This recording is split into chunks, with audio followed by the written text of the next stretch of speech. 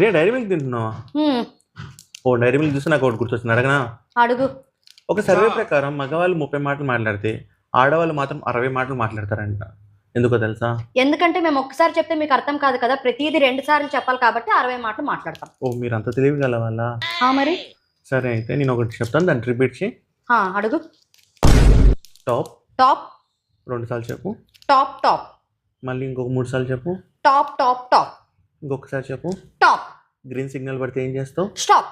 Green signal పడితే ఏం చేస్తావు? ట్రాఫిక్ జామ్ లోనా? గ్రీన్ సిగ్నల్ పడితే ముందుకెళ్తాను. మరి స్టాప్ అన్నా? ఓకే. ఇంకొకటి సిల్క్.